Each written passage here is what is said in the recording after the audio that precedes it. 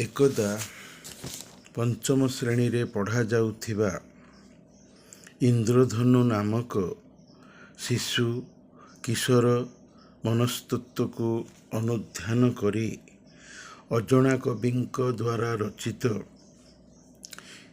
इंद्रधनु नामक कविता र संधान एथि भितरे मु पाई सारिछि। जेतेबेले टिटिलागढ़ डीएवी महाविद्यालय रे ओडिया अध्यापक थिली सेठारे मोर जड़े सहकर्मी बंधुंकर पिलामाने से समय रे अर्थात 1994-95 मसीहारे मोर जड़े सहकर्मींकर पिलामाने पंचम श्रेणी रे पढ़ुथिले। तांकर साहित्य बही रे मु पढ़ुथिबा केउ सुदूर अतीत रे इंद्रधनु नामक कवितार संधान पाई ताहाकु खातारे लिखिथिली। एबे बहीपत्र खोजाखोजी करुथिबा बेले दैबात सेई लिखित पंचम श्रेणीर तत्कालीन पाठ्यक्रम रे प्रचलित थिबा इंद्रधनु कवितार बा पद्यटीर संधान मते एबे मिलिला। तेणु सेई पंचम श्रेणीर से समय रे मो बड़ भाई मोर सान भौणी एवं मु एकादिक्रमे आमे तीन भाई भौणी से इंद्रधनु कविता को पढ़ीथिलु। मोर बड़ भाई पुरी जिल्लार निमापड़ा सहर रे पंचम श्रेणी रे पढ़ुथिले। से भी सेतेबेले इंद्रधनु कविता पढ़ीथिले। मु जटणीर हिंदी उच्च प्राथमिक विद्यालय रे पढ़ुथिला बेले इंद्रधनु कविताटी को पढ़ीथिली एवं मोर सान भौणी मयूरभंज जिल्लार रायरंगपुर सहर रे बापांकर सरकारी चाकरी कालीन अवस्थिति समय रे सेठाकार प्राथमिक विद्यालय रे इंद्रधनु कविताटी को मो सान भौणी पढ़ीथिला। सेतेबेले ए कवितार महत्व मु बुझी नथिली, किंतु जेतेबेले टिटलागढ़ रे मु चाकरी करुथिली ओडिया अध्यापक भाव सेतेबेले ए इंद्रधनु कविताटी को नकल करी रखिथिली एवं ताहा मते आज मिली जाइछि। तेणु सेही पद्यटीर मु वर्तमान मौखिक आलोचना करिबा पूर्वरु पद्यटी को पढ़ी देउअछि। 10टी छोट छोट पद्यर सुंदर पदर समाहार एई पद्यटीरे कवि ना न जणा थिबा अजणा कवि करी देई जाइछन्ति, ताकु साहित्य रखिथिली। दैबात आज मते मिली जाइछि, तार मौखिक आलोचना करूअछि।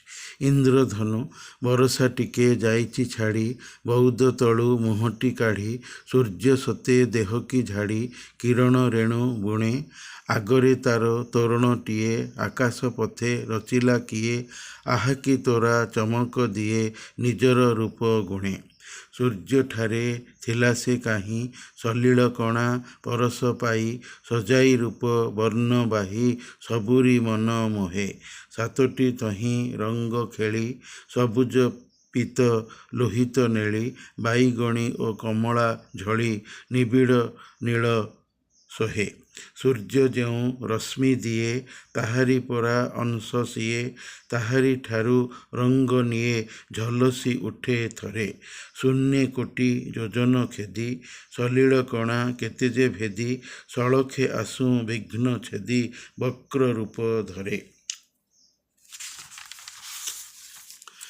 गाँ को गाँ जुआड़े जाऊँ ताहाकू देखूँ ताहाकू पाऊँ आकाशे ताकू हरसे चाहूँ निमिषे सेत रहे त्रिकोण काचे आलोक सम आकाशे दिशे कि अनुपम सरोजे सेत धनुर भ्रम वक्र देह बहे नुहे तो नुहे तोरण सिए करिनी ताकू तियारी किए नाही तो काहीं इंद्रटीए नुहे से कहा धनु अगणा बिल पड़िया परे देखिले ताकू नयन भरे आकाश निभे निभे ना थरे देखणा हारी मनु। पंचम श्रेणी साहित्य बहिरु इंद्रधनु कवि किए जना नहीं ବରଷା ଟିକିଏ ଯାଇଛି ଛାଡ଼ି ବଉଦ ତଳୁ ମୁହଁଟି କାଢ଼ି ସୂର୍ଯ୍ୟ ସତେ ଦେହ କି ଝାଡ଼ି କିରଣ ରେଣୁ ବୁଣେ। ଯେଉଁ କବି ଏ କବିତାଟିକୁ ବା ପଦ୍ୟଟିକୁ ଲେଖିଛନ୍ତି ସେ ଜାଣିଛନ୍ତି କେଉଁ ମସ୍ତିଷ୍କର କେଉଁ ମନସ୍ତତ୍ୱର ପିଲାଙ୍କ ପାଇଁ ମୁଁ ଏ ପଦ୍ୟଟିକୁ ଲେଖୁଛି। ତେଣୁ ସେଇ ଶିଶୁ କିଶୋର ମନସ୍ତତ୍ୱକୁ ଲକ୍ଷ୍ୟ ରଖି ସରଳ ଭାଷାରେ ସହଜ ପଦାବଳୀ 10ଟିରେ କବି ନିଜର ଭାବ ଅଭିବ୍ୟକ୍ତ କରିଛନ୍ତି। ବରଷା ଟିକିଏ ଯାଇଛି ଛାଡ଼ି ବର୍ଷା ଛାଡ଼ି ଯାଇଛି ବଉଦ ତଳୁ ମେଘ ତଳୁ ବାଦଲ ତଳୁ ମୁହଁଟି କାଢ଼ିଛି ସୂର୍ଯ୍ୟ ତାର ମୁହଁଟି କାଢ଼ିଛି। ସୂର୍ଯ୍ୟ ସତେ ଦେହ କି ଝାଡ଼ି ସତେ ସୂର୍ଯ୍ୟ ବର୍ଷାରେ ଯେଉଁ ଓଦା ହେଇଛି ସେଇ ସୂର୍ଯ୍ୟକୁ ଗୋଟେ ମଣିଷ ଭାବରେ ନେଇଛନ୍ତି, କାରଣ ମଣିଷର ନାମ ବି ସୂର୍ଯ୍ୟ ରହୁଛି। ତେଣୁ ସୂର୍ଯ୍ୟ ତାର ଦେହକୁ ଝାଡ଼ି ଦେଇଛି, ଅର୍ଥାତ୍ ମାନେ ସେ ଯେଉଁ ବର୍ଷା ହେଇକି ଯେଉଁ ବର୍ଷାର ଯେଉଁ ଜଳ ସଲିଳ କଣା ତାକୁ ସିଏ ଝାଡ଼ି ଦେବାରୁ ସେଇ ସଲିଳ କଣା ସୂର୍ଯ୍ୟ କଳାର ସୂର୍ଯ୍ୟାଲୋକର ଆଲୋକରେ ଆଲୋକିତ ହେଇକି ଇନ୍ଦ୍ରଧନୁର ଭ୍ରମ ସୃଷ୍ଟି କରିଛି। ସୂର୍ଯ୍ୟ ସତେ ଦେହ କି ଝାଡ଼ି କିରଣ ରେଣୁ ବୁଣେ। କିରଣ ରେଣୁ, ରେଣୁ ମାନେ କିରଣର ଯେଉଁ ରେସ୍ ରଶ୍ମି ତାକୁ ଏଇଠି ବୁଣି ଦେଇଛି, ମାନେ କେଉଁଠି ଆକାଶର ସୂର୍ଯ୍ୟର ବିପରୀତ ଦିଗରେ ସୂର୍ଯ୍ୟ ବୁଣି ଦେଇଛି, ବିଛେଇ ଦେଇଛି। ଆଗରେ ତାର ତୋରଣଟିଏ, ଗୋଟେ ଗେଟ୍ ଭଳିଆ ଫାଟକ ଭଳିଆ ଆଗରେ ତାର ତୋରଣଟିଏ ଆକାଶ ପଥେ ରଚିଲା କିଏ। ଆକାଶ ପଥରେ ଯେମିତି ଆମେ କୌଣସି ଉତ୍ସବ ମାନଙ୍କରେ ତୋରଣ କରୁ, ଗେଟ୍ ନିର୍ମାଣ କରୁ, ଠିକ୍ ସେମିତି ଆକାଶ ପଥରେ କିଏ ଗୋଟେ ଗେଟ୍ଟି ତୋରଣଟିଏ ଗୋଟେ ଉଚ୍ଚ ପଥର ଗେଟ୍ଟିଏ କିଏ ତିଆରି କରିଦେଇଛି।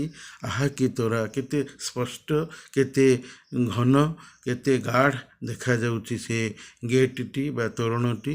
ଚମକୁଛି ସୂର୍ଯ୍ୟର କିରଣରେ ନିଜର ରୂପ ଗୁଣେ, ସେ ନିଜ ରୂପରେ ନିଜେ ସେ ଚମକ ସୃଷ୍ଟି କରୁଛି, ଲୋକଙ୍କ ଆଖିରେ ଚମକ ଦେଉଛି। ସୂର୍ଯ୍ୟଠାରେ ଥିଲା ସେ କାହିଁ ସଲିଳ କଣା ପରଶ ପାଇ ସଜାଇ ରୂପ ବର୍ଣ୍ଣବାହୀ ସବୁରି ମନ ମୋହେ। ସୂର୍ଯ୍ୟଠାରେ ସେଇ ଯେଉଁ ରେସ୍ ବା ରଶ୍ମି, ଆଲୋକ ରଶ୍ମି ଥିଲା, ସଲିଳ କଣାର, ସଲିଳ ମାନେ ପାଣି, ପାଣିର ଯେଉଁ ୱାଟର ମାନେ କିରଣ, ସଲିଳ କଣା, ସଲିଳ ମାନେ ପାଣିର ଯେଉଁ ବର୍ଷାର ଯେଉଁ ପ୍ରକାର ଛୋଟ ଛୋଟ ବିନ୍ଦୁ କଣାର ସ୍ପର୍ଶ ମାନେ ସାନ୍ନିଧ୍ୟ ପାଇକି, ସଙ୍ଗ ପାଇକି ସଜାଇ ରୂପ ବର୍ଣ୍ଣବାହୀ 7ଟି ରଙ୍ଗରେ ସିଏ ନିଜକୁ ସଜେଇ ଦେଇଛି। ବର୍ଣ୍ଣ ମାନେ ରଙ୍ଗ, ରୂପ ମାନେ ଆକୃତି, ନିଜର ବର୍ଣ୍ଣରେ 7ଟି ରଙ୍ଗର ବର୍ଣ୍ଣରେ ନିଜର ରୂପକୁ ସଜେଇଛି। କାହିଁକି? ଦର୍ଶକର ମନକୁ ମୋହିତ କରିବା ପାଇଁ, ଦର୍ଶକର ମନକୁ କିଣି ନେବା ପାଇଁ, ଦର୍ଶକକୁ ଖୁସି ଦେବା ପାଇଁ, ଆନନ୍ଦିତ କରିବା ପାଇଁ।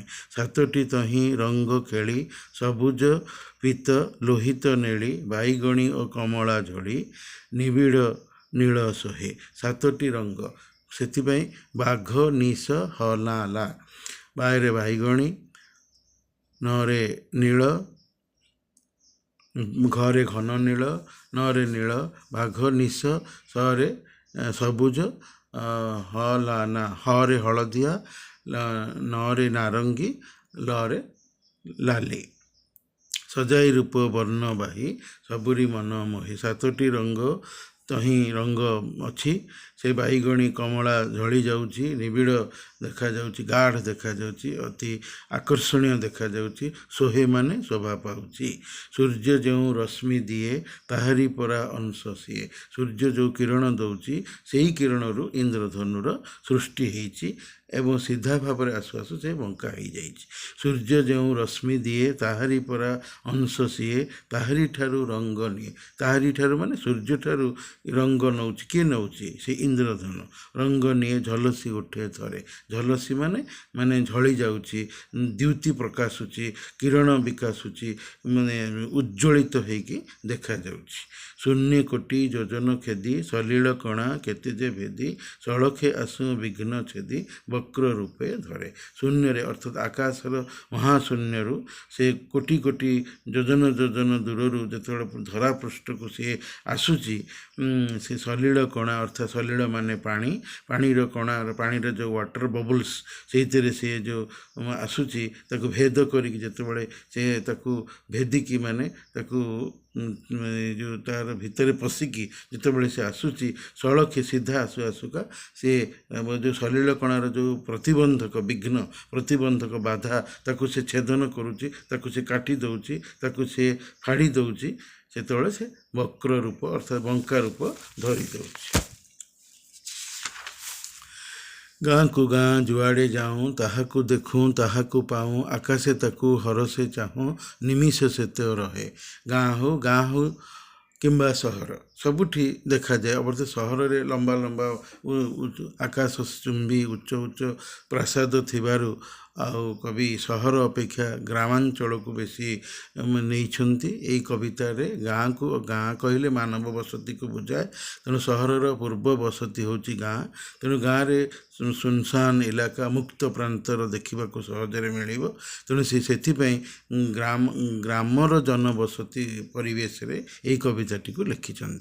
ଆମେ ଗାଁକୁ ଗାଁ ଯୁଆଡ଼େ ଯାଉଛୁ ସେଇ ଇନ୍ଦ୍ରଧନୁକୁ ଦେଖୁଛୁ, କାରଣ ଆକାଶ ସବୁଠି ଗୋଟିଏ ଏବଂ ଇନ୍ଦ୍ରଧନୁ ସବୁଠି ଗୋଟିଏ ଦେଖାଯିବ। ତେଣୁ ଯେଉଁଠି ଆମେ ଚାଲିକି ଯାଉ କିମ୍ବା ସାଇକେଲରେ ଯାଉ, ଯେଉଁ ଗାଁର ଜନବସତି ଅଞ୍ଚଳରେ ଆମେ ଗଲାବେଳେ ବର୍ଷା ସମୟରେ ମେଘ ଛାଡ଼ି ଯାଇଥିବା ସମୟରେ ସୂର୍ଯ୍ୟ ଉଦିତ ହେଉଥିବା ପରିବେଶରେ ଥାଇକି ସେ ଯେଉଁ ସର୍ଜିତ ଇନ୍ଦ୍ରଧନୁକୁ ଦେଖିକି ଆମେ ତାହାକୁ ଦେଖୁଛୁ, ତାହାକୁ ପାଉଛୁ ଏବଂ ତାକୁ ଖୁସି ମନରେ, ହରସେ ମାନେ ଖୁସି ମନରେ ତାକୁ ଆମେ ଆକାଶକୁ ନିର୍ନିମେଷ ନୟନରେ ଅପଲକ ନେତ୍ରରେ ପଲକହୀନ ଆଖିରେ ଆମେ ତାକୁ ଦେଖୁଛୁ।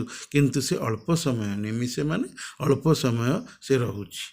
ତ୍ରିକୋଣ କାଚେ ଆଲୋକ ସମ ଆକାଶ ଦିଶେ କି ଅନୁପମ। ଯେମିତି ତ୍ରିକୋଣ କାଚରେ, ତିନୋଟି କାଚରେ ଯେମିତିକା ମାନେ ଗୋଟେ ତ୍ରିଭୁଜ ସୃଷ୍ଟି କରିକି ଯେମିତିକା ଏଇ